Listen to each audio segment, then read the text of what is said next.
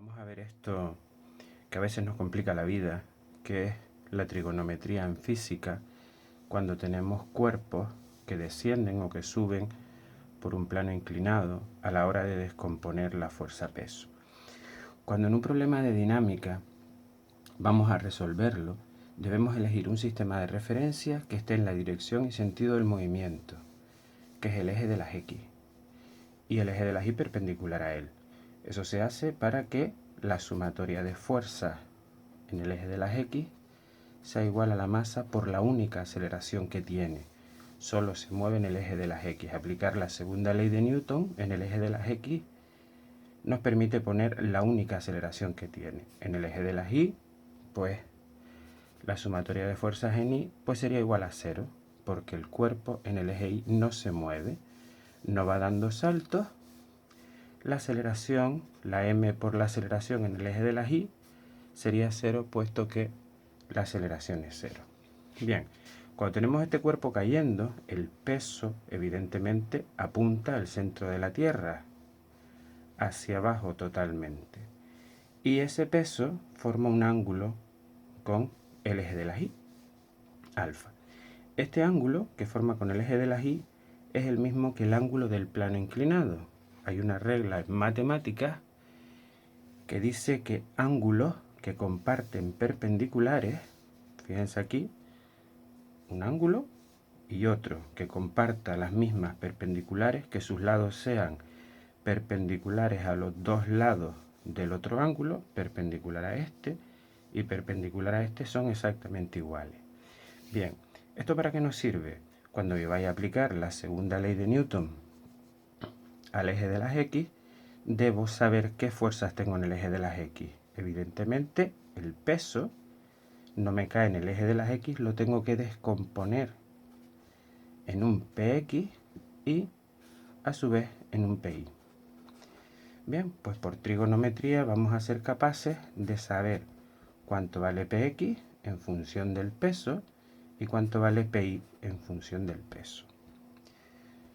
Nosotros conocemos que en un triángulo rectángulo se puede definir la razón trigonométrica seno como cateto opuesto, seno del ángulo, cateto opuesto, partido por hipotenusa. Claro, si tú despejas de ahí el cateto opuesto, B, esto pasa para allá multiplicando, te queda B es igual a C seno. O sea, B es igual a la hipotenusa por el seno. Fíjense que con el coseno es similar, porque el coseno se define como cateto contiguo partido por hipotenusa. Cateto contiguo, como llamado A, partido por hipotenusa. O sea que el cateto contiguo lo puedes poner en función de la hipotenusa, pues despejando de aquí. A es igual a C por el coseno de alfa. Recuerden, el opuesto, seno. Enfrente del ángulo, seno. B, C por el seno. Y el que toca, el contiguo, pues C por el coseno. Bien, viniendo aquí a donde estábamos nosotros, fíjense que Px sería esto de aquí que coincide con esto de aquí. Sería enfrente al ángulo. Por eso será el peso, que la hipotenusa en este caso es el peso, por el seno del ángulo.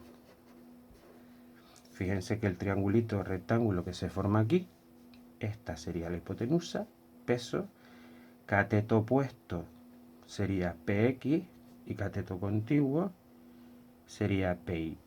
Por eso el Px, que es opuesto, será P por el seno, o sea, mg por el seno de alfa. Y el Pi, que sería contiguo al ángulo, pues sería P por el coseno del ángulo. Mg coseno de alfa. Bueno, ya posteriormente, sumatoria de fuerzas en X. Si solo tenemos esta, pues sería Px es igual a m por a. Si por algún motivo hubiera una fuerza de rozamiento, pues tendríamos que decir Px menos fuerza de rozamiento es igual a m por a.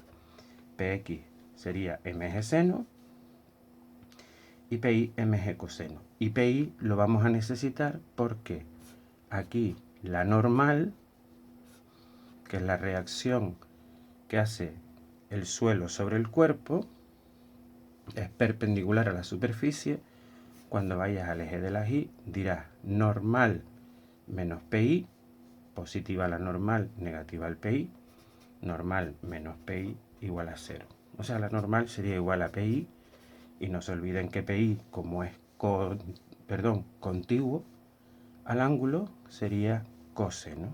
PI mg, coseno del ángulo. Ok.